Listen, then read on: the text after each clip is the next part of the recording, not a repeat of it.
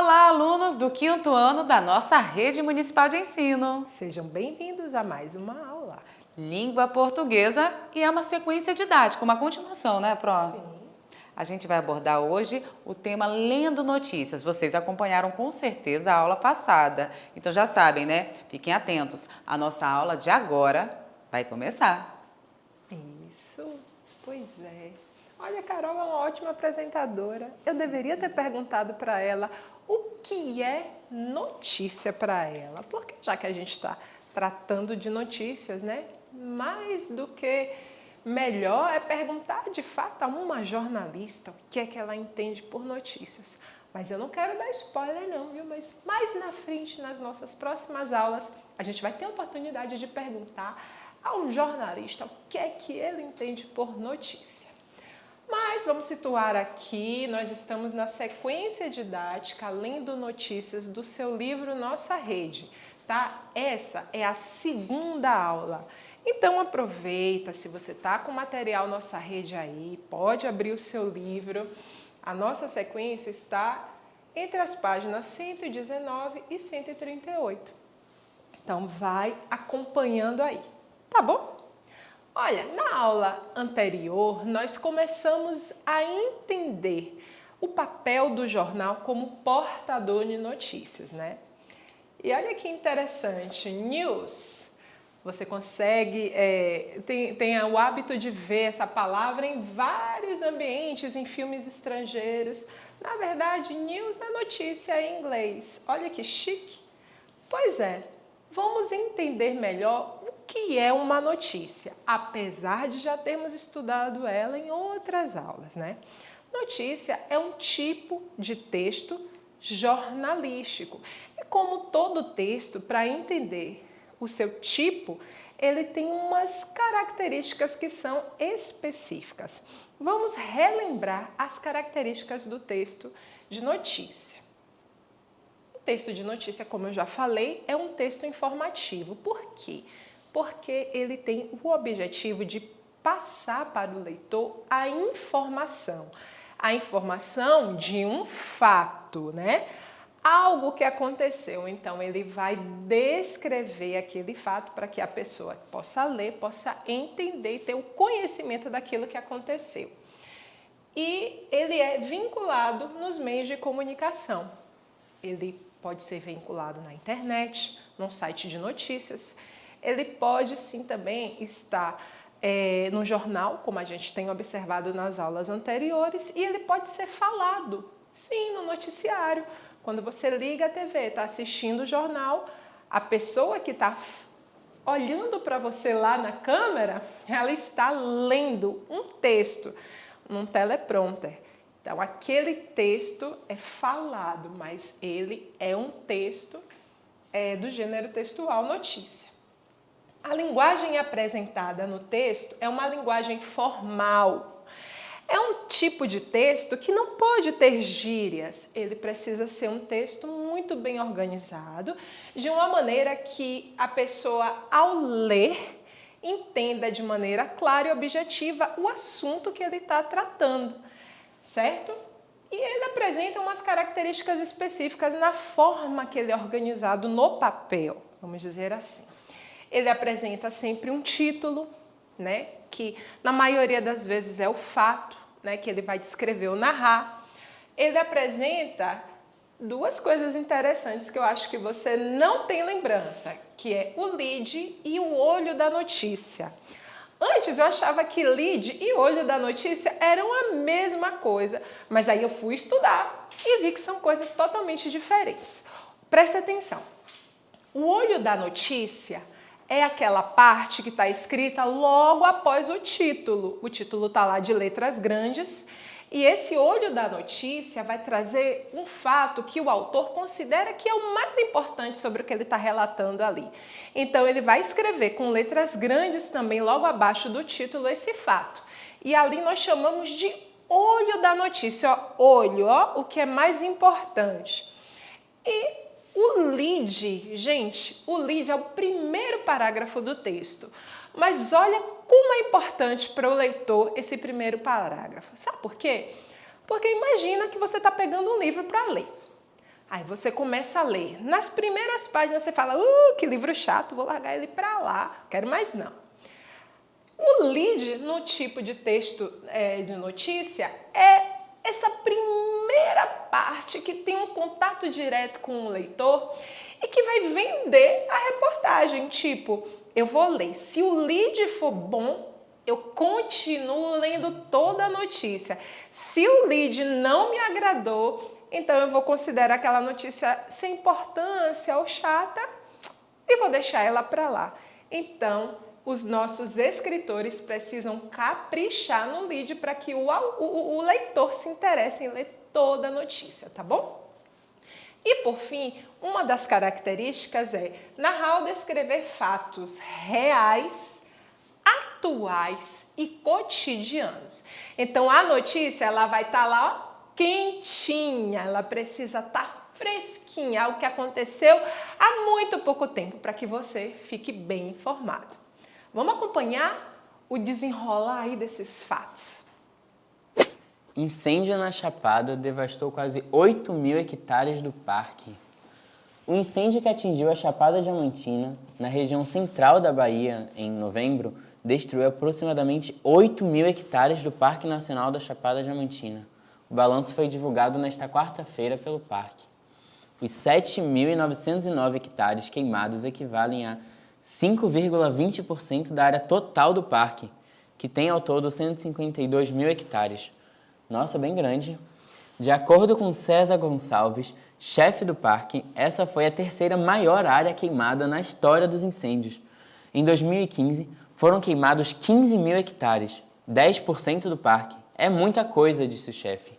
A área queimada representa 5,20% total do parque. Ele falou que ainda os fenômenos El Niño e La Niña, que interferem na temperatura do Oceano Pacífico e no clima do Hemisfério Sul, ajudam ou atrapalham no fogo. Este ano, com El Niño, temos pouca chuva. Com isso, os incêndios se espalham mais rápido. Já em 2010, com La Niña e, consequentemente, mais chuva, registramos pouquíssimos incêndios, esclareceu César. Contudo, o chefe do parque salientou que todos os incêndios registrados este ano foram causados por ação humana. Você ouviu falar sobre essa notícia? Eu já li essa notícia já. Agora me tire uma dúvida. Por que aqui no título essas palavras estão em letra maiúscula? Preste atenção. Essa primeira incêndio é porque é o título da notícia. E parque e chapada é porque são nomes próprios, ou seja, o nome do lugar. Entendi. Poxa, quais são as consequências de um incêndio como esse? Provavelmente, além de afetar a fauna e a flora, causa intoxicações nas pessoas. Segundo o César Gonçalves, o chefe do parque, só em 2015 foi devastado 15.000 hectares. Como assim? No título dizem 8.000 hectares. É porque o foco da notícia está no incêndio de agora, que consta só 8.000 hectares. Mas se somarmos todos os incêndios, só em 2015 foi devastado 15.000 hectares. Quase o dobro. Me localize aí. Onde fica esse parque? Venha ver. Parque... tá vendo aqui? É toda essa área em verde. E esses pontos em vermelho são as áreas queimadas. Nossa, você é muito bom em geografia. Tá escrito aqui na legenda. O clima também não ajuda a parar os incêndios? É o tal do El Niño, né? Ele não deixa chover. Isso mesmo. Você trabalhou com o pessoal da previsão do tempo, foi? Não, é que eu li também lá na notícia. Mas agora vamos continuar trabalhando, tá? Observe. Você viu a notícia que foi tratada no take anterior? Olha aí. A questão dos incêndios na Chapada Diamantina, né? Vamos observar os elementos, né, as características do texto, tipo noticiário, notícia, né, que a gente pode observar nesse texto aí. Está no seu livro, na página 124. Olha aí. A primeira coisa que nós podemos observar é a forma de organização do texto. Como é que ele está disposto no papel? Então, observe que esses são elementos que você pode olhar o texto e falar, isso aqui se trata de uma notícia. Agora vamos observar com mais critério. Olha aí, a primeira coisa que se destaca é o título. O título vai ser importante porque a partir do título você seleciona se aquela notícia é importante para você ou se não. Então, nesse caso, o título tá: flores nascem na área destruída por incêndio na Chapada Diamantina, Bahia. Claro, objetivo, na parte superior do texto, a primeira coisa que aparece do texto sempre vai ser o título. Vamos só observar agora outro elemento, que é o olho da notícia. Neste caso aqui, da forma que foi organizado no texto, o olho da notícia está aparecendo imediatamente após o título. Espécie foi vista após 17 anos sobre tocos em área devastada pelo fogo. O fotógrafo fazia trilha pelo Vale do Capão e se deparou com uma cena rara. Então, lembra que eu falei que o olho da notícia é o fato mais importante que o autor considera? E olha, observe que o olho da notícia tem justamente uma relação com a imagem, um casamento com a imagem. Mas eu quero destacar também que em outros textos de notícia, que podem ter até em outros jornais ou em revistas, o olho da notícia pode aparecer em qualquer outro lugar do texto, mas você sempre vai observar que ele vai estar escrito com uma letra maior, né, e em negrito. Mas às vezes ele pode vir escrito no centro do texto. Sempre ele vai ser uma área de destaque, tá bom? Além do olho da notícia, podemos observar que os textos de notícia, eles são organizados em forma de parágrafos. Lembra que o parágrafo, ele sempre vai estar apresentado pela separação da margem. Então, o início do parágrafo vai ser uma área recuada, né? Uma área que está mais para frente daquilo que a gente considera a margem do texto. Ou então ele pode estar separado com um espaço entre um pedaço e outro do texto. Então, aqui eu botei as carinhas felizes para a gente observar que o nosso texto tem 6 parágrafos, tá bom? Ainda temos no nosso texto o lead. Você lembra o que eu disse que era o lead? Lead era a parte mais importante do texto no sentido de vender a informação para o leitor. Então, é o primeiro parágrafo do texto. E eu destaquei aqui com essa área em lilás para a gente perceber. No lead, nós precisamos ter as seguintes respostas. O que aconteceu, onde, quando e como.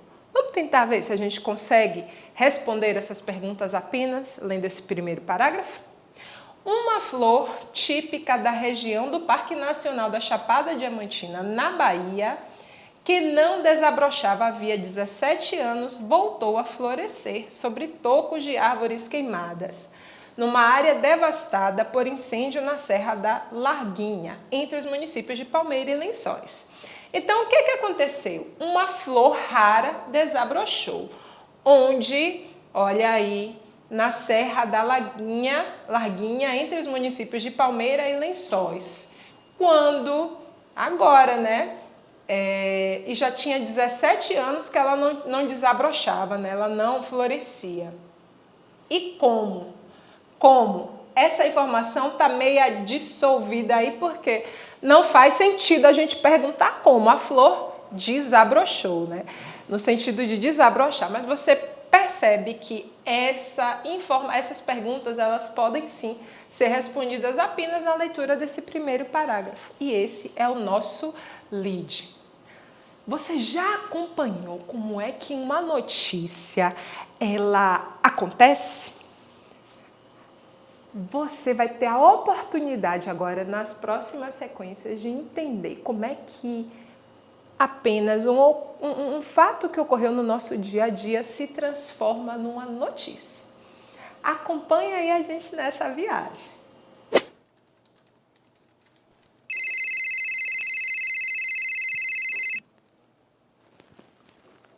Alô? Sim, é ele. É notícia quente mesmo? Como é? A barragem rompeu? Caramba! Me diga todas as informações relevantes. Que horas foi isso? Onde fica essa barragem? E ela é de qual empresa? Certo, guardava rejeitos de minério. Você tem informação de feridos? Ok. E as autoridades já estão no lugar fazendo alguma coisa? Certo. Obrigado pela informação.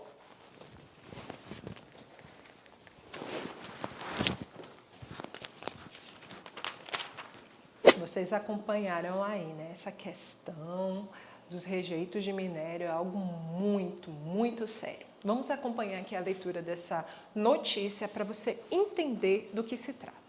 Rejeitos de minério ameaçam espécies da Amazônia marinha. Esse é o nosso título.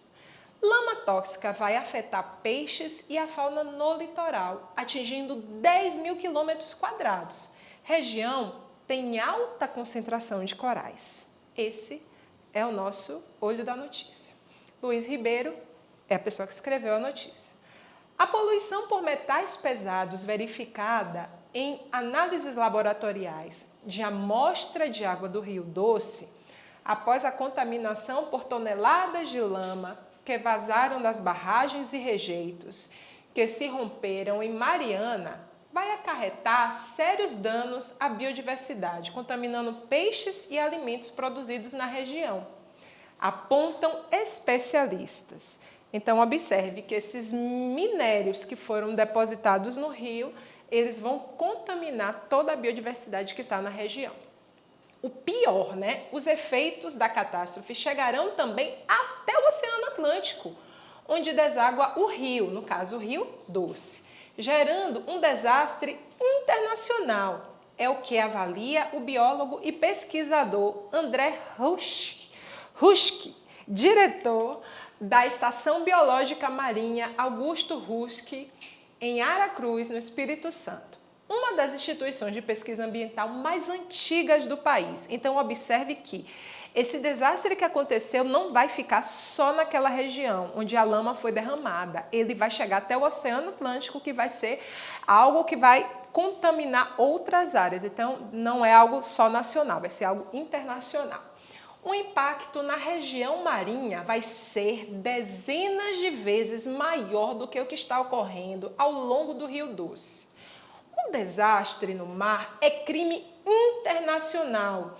É como se estivesse destruindo não o Rio Doce, mas o Rio Amazonas, afirma Huschke, salientando que a contaminação por metais pesados vai matar espécies marítimas, diminuindo a produção de pescados. Então, observe que já que chegou no oceano, ele vai chegar a outros continentes. Então, deixa de ser algo nacional para ser algo internacional.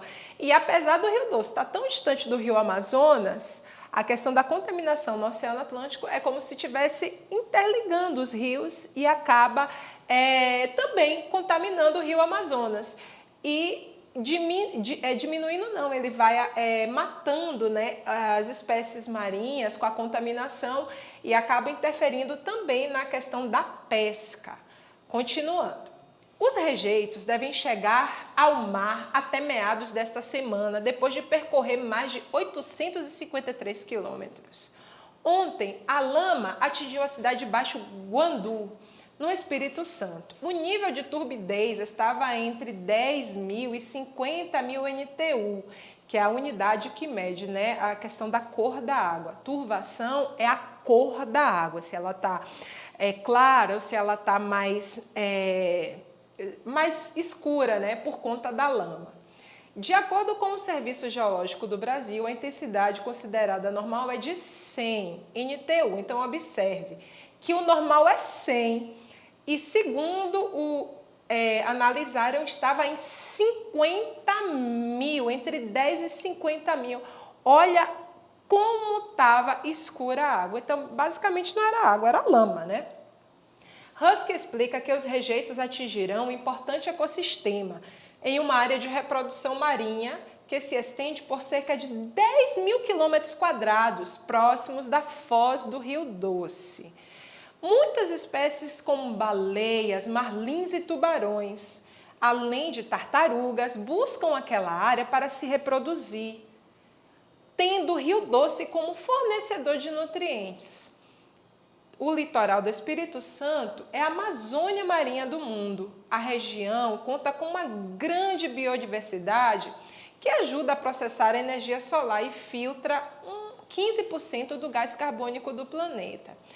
Então ele fala aqui, temos ali o maior banco de algas, calcário e corais do mundo. Gente, vocês não têm ideia como isso é importante para a questão do ar, né? As algas, os corais, eles são importantes para absorver esse gás carbônico e filtrar esse ar.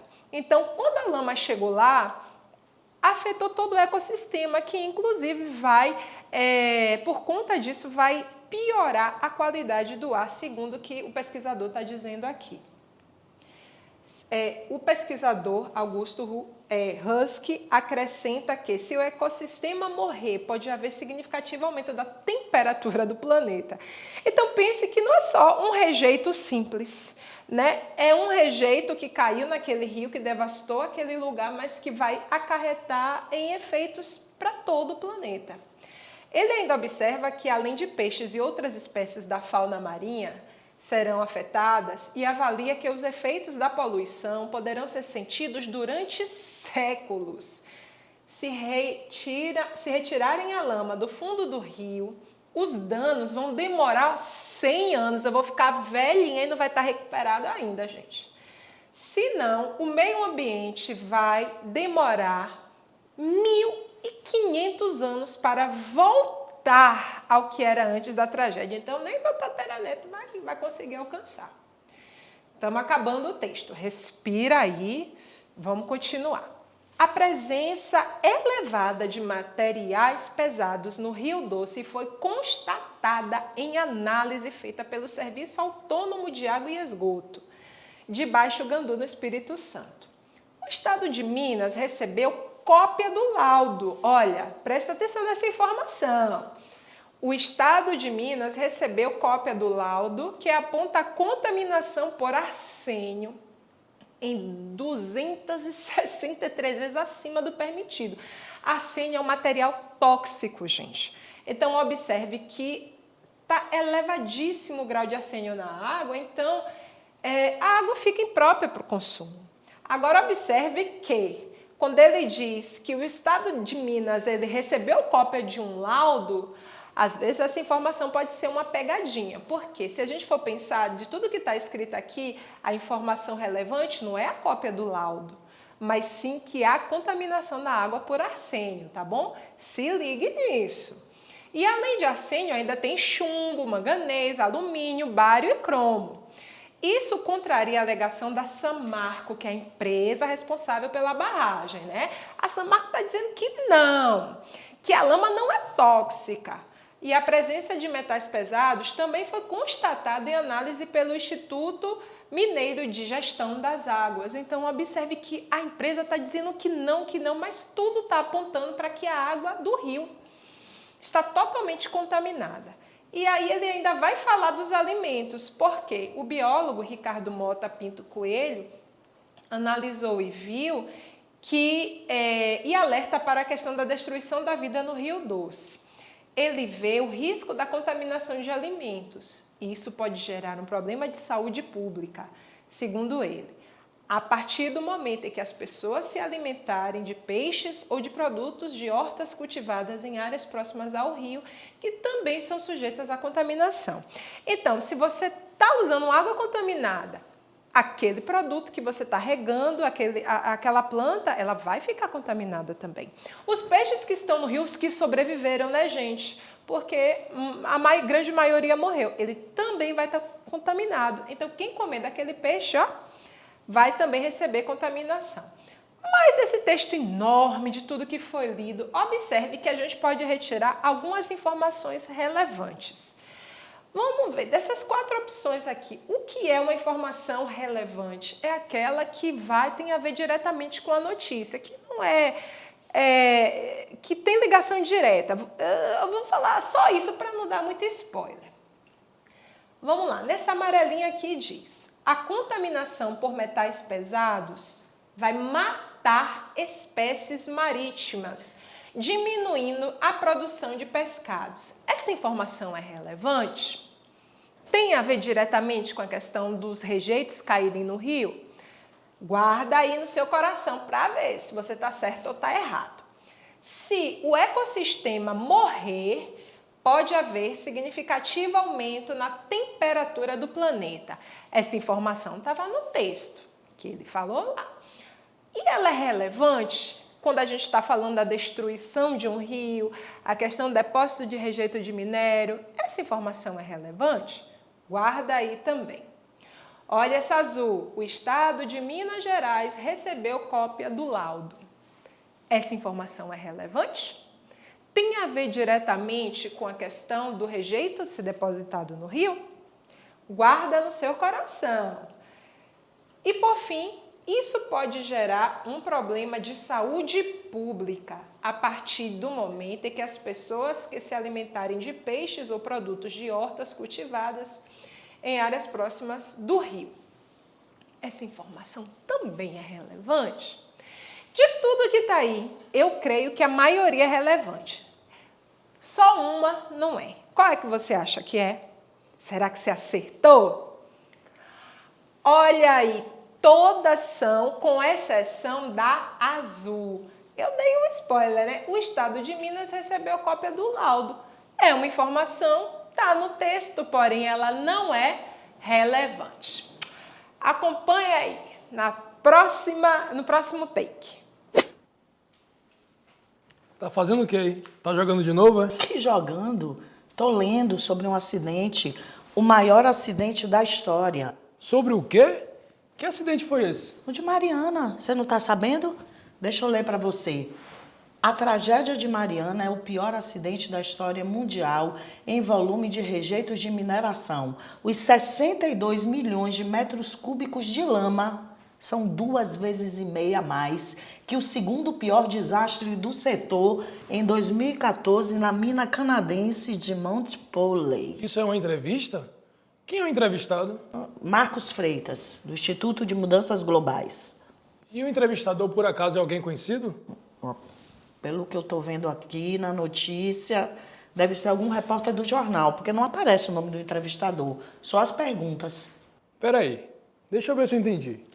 Quer dizer que Marcos Freitas, o entrevistado, ele acha que o rompimento da barragem de Mariana é o pior acidente da história da mineração?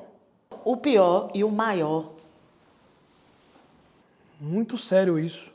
Eles deveriam limpar tudinho, toda a lama. Não, o especialista aqui diz que primeiro devemos recuperar a água para matar a sede dos animais que permaneceram vivos e garantir o reabastecimento de água da região. Mas tem outras informações aqui, ó. A dimensão dos danos são difíceis de dimensionar. Primeiro, temos de considerar a área de um raio de 30 quilômetros das barragens, onde houve uma grande destruição, atingindo a fauna e a flora de maneira agressiva. As espécies foram mortas, tanto por asfixia quanto por envenenamento. Depois, a poluição atingiu toda a bacia do Rio Doce, o leito e as margens. Convido você agora para prestar atenção nesses títulos. Observe aqui, nós temos 4 títulos. Um título diz muito sobre a reportagem. Mas olha o que um título pode informar mais de maneira bem camuflada, né? Desses 2 títulos aqui, o 1 e o 2, observe que tem uma palavrinha que vai fazer a gente ficar na dúvida se a lama chegou ou se não chegou. Vamos ouvir aqui o título 1. IBAMA. Lama da Samarco pode ter chegado ao arquipélago de Abrolhos. Pode. E no título 2 diz: lama de barragem de Samarco chega ao litoral de Trancoso e de Abrolhos. Então, observe, do título 1 e título 2, qual é que deixa a gente meio que na dúvida se chegou ou não a lama? Claro que foi no título 1. A palavrinha-chave é a palavra aqui, ó, pode. Então, ele diz, lama da Samarco pode ter chegado. No título 2 já afirma, não, chega, entendeu? Diz que chegou. Então, uma palavrinha pode mudar o seu entendimento. E agora vamos analisar aqui o título 3 e o título 4. Observe que no título também ele pode ser imparcial ou não. Olha aqui o título 3. Lama da Samarco não atingiu Abrolhos e Trancoso, informa governo da Bahia. E no título 4 diz, lama de barragem não atingiu o arquipélago de Abrolhos, diz Samarco. Então, observe que entre os dois títulos tem um que é menos imparcial. E não sei se você concorda comigo, o título 4, ele é menos imparcial. Por quê? Porque ele não está buscando as duas partes, né? A parte que recebeu a lama ou a parte que é culpada, né? Ele já fala da parte que é responsável, no caso, a Samarco. Então, ele já afirma que não atingiu. Então, se ele está ressaltando só uma parte, ele não está sendo imparcial. Mas chega aqui comigo e vamos pensar agora na relação entre esse título e a imagem. Olha, diz, não há provas que a mancha na Bahia tenha lama de Mariana, diz Samarco. E olha aqui a mancha identificada no arquipélago de Abrolhos, na Bahia. Então, a imagem, ela também deve conversar com o que está no texto, que é este caso aqui. Deixo para você refletir aí o que é que você entendeu. E, por fim, eu quero chamar você para investigar.